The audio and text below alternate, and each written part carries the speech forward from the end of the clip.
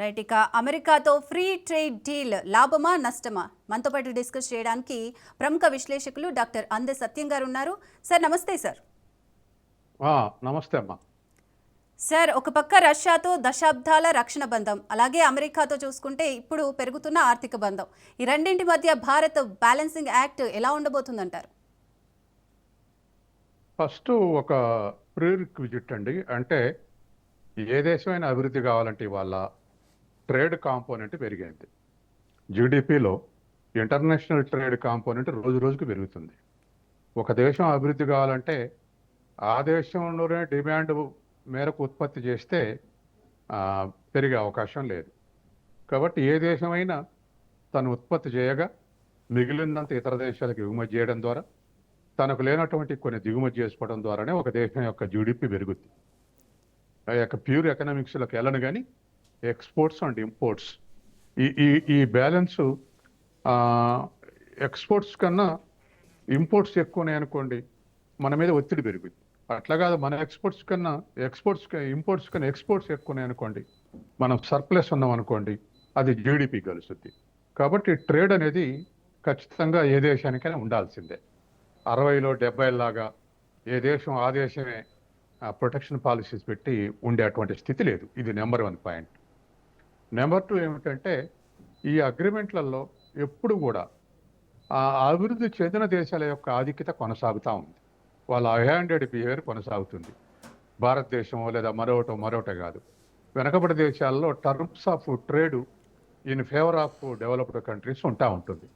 అది ఇప్పుడు ఇండియా, అమెరికే కాదు, ఏ దేశమైనా ఒక బలమైన దేశం, ఒక బలహీనమైన దేశం ట్రేడ్ అగ్రిమెంట్ కుదిర్చినప్పుడు కొంత ఫేవర్గా డెవలప్డ్ కంట్రీస్కి ఫేవర్గా ఉంటుంది. ఇది రెండో విషయం.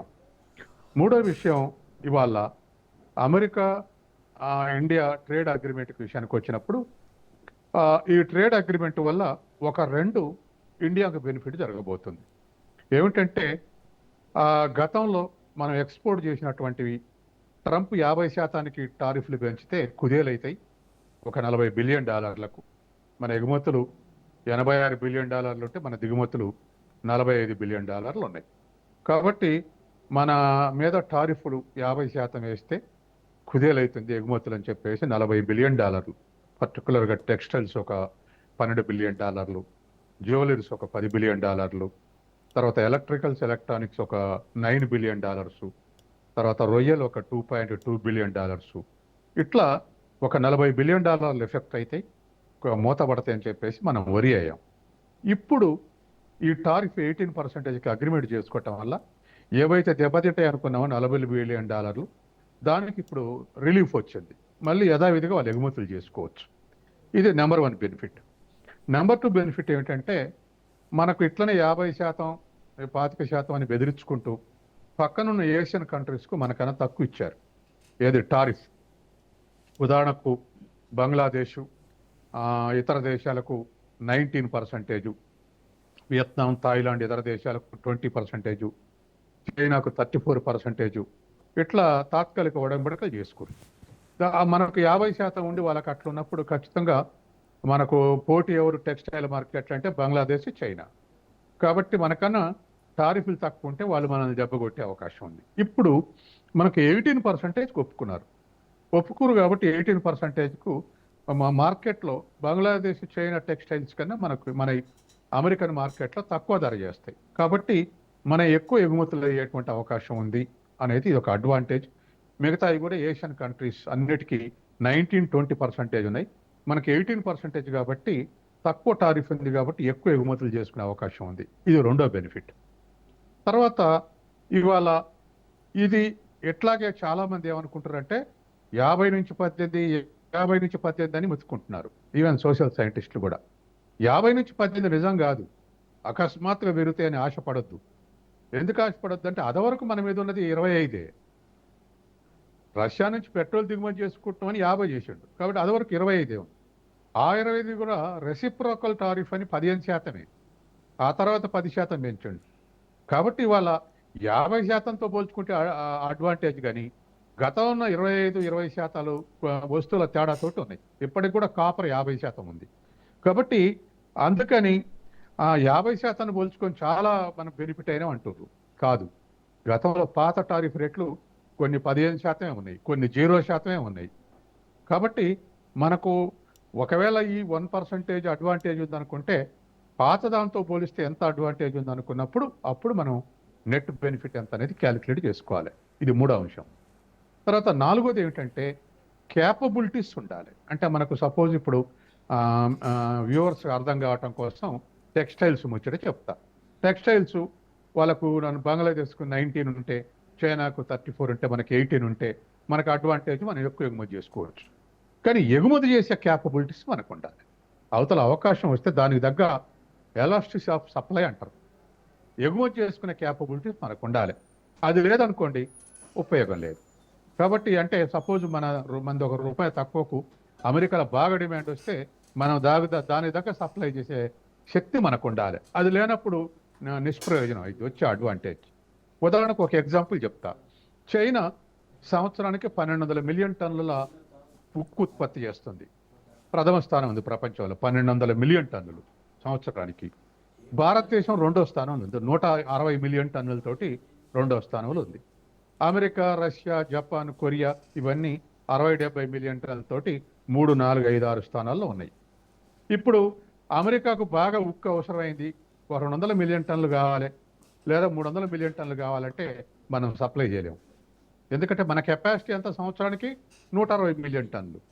వాళ్ళు 200, మన డొమెస్టిక్ కన్జంప్షన్ పోతే మనం 60-70 మిలియన్ టన్నులు ఎగుమతి చేయగలం. కానీ చైనా వాడు 1200 మిలియన్ టన్నులు కాబట్టి వాడు ఈజీగా చేసేస్తాడు.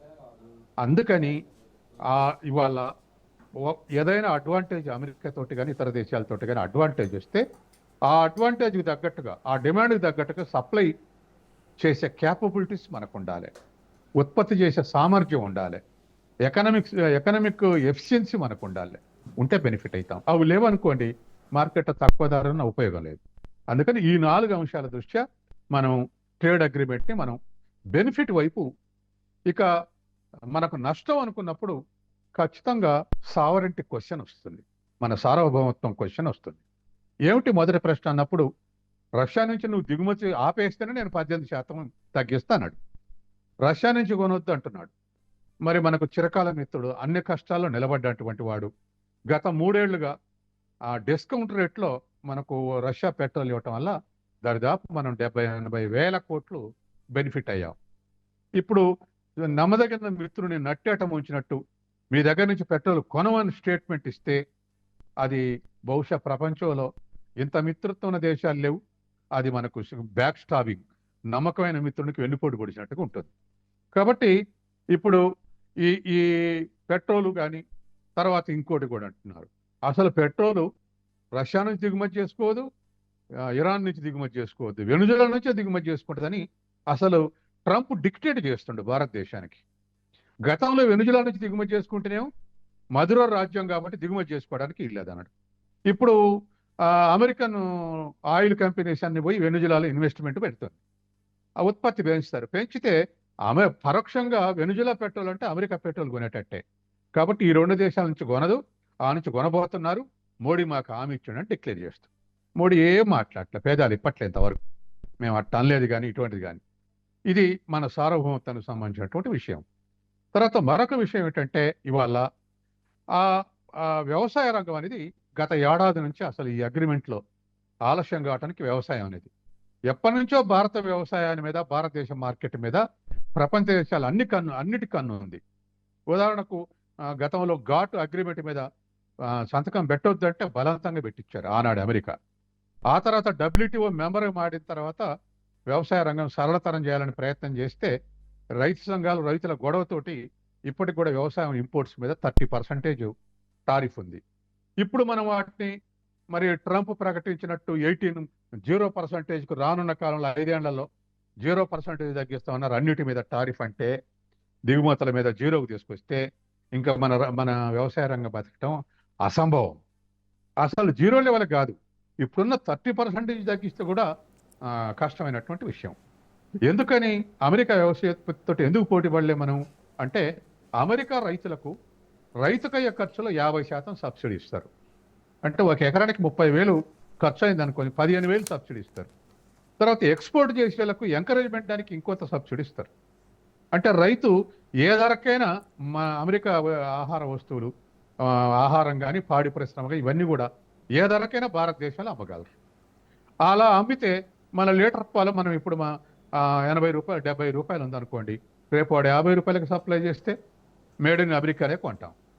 ఇక్కడ 70 రూపాయలు అయితే 50 రూపాయలని. అట్లాగే వ్యవసాయదారులు ఏదైనా ఏ ఉత్పత్తి అయినా క్లియర్గా చెప్తున్నాడు ట్రంప్, మా మొక్కజొన్న మా మక్కలు మీరు కొనాలి, మా సోయాబీన్ మీరు కొనాలి.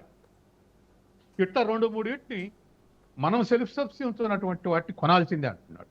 ఇది 10 ఏళ్ల ఒత్తిడి, ఇప్పుడు ఏడాది ఒత్తిడి. ఈ అగ్రిమెంట్ సందర్భంగా మనం అట్లా అలౌ చేస్తే మన వ్యవసాయం నిలబడదు. అది వాస్తవం. ప్రతిపక్షాలు అంటున్నాయని కాదు, ఒక ఎకనామిక్ స్టూడెంట్గానే చెప్తాను, మనం నిలబడలేం. ఎందుకంటే మన రైతులకు సబ్సిడీ చాలా తక్కువ. తెలంగాణ కాబట్టి ఏదో ఎకరానికి 6,000 ఇస్తున్నారు, కానీ భారతదేశ వ్యాప్తంగా ఎక్కడ ఇటువంటి సబ్సిడీ లేదు. తర్వాత కేంద్ర ప్రభుత్వం ఇచ్చే సబ్సిడీ కూడా ఎరువుల సబ్సిడీ లేదా ఇతర పనిముట్ల సబ్సిడీ తప్ప మిగతా సబ్సిడీలు లేవు. కాబట్టి మనం కుదేలుగా ఇప్పటికే ఎంత సబ్సిడీలు ఇచ్చినా రైతులు వ్యవసాయం వదిలేసిపోతున్నారు. ఇప్పుడు మనకు లెక్కలు ఉన్నాయి, రోజు రోజుకు వ్యవసాయం వదిలేసే వాళ్ళ సంఖ్య పెరుగుతుందని. కానీ రేపు అమెరికానే లేదా యూరప్ మొత్తం ఉత్పత్తులు వచ్చి మన మార్కెట్లో డంపు చేస్తే మన రైతులు నిలబడలేరు. రైతులు నిలబడలేకపోతాం, రైతులకే నష్టం. అంటే భారతదేశం యొక్క వెన్నెముక వ్యవసాయ రంగం. ఎందుకని వెన్నెముక అంటున్నాం? జీడిపిలో 17% వాల్యూ ఉండే కావచ్చు కాక, కానీ 56% మందికి ఉపాధి లభిస్తుంది వ్యవసాయం మీద.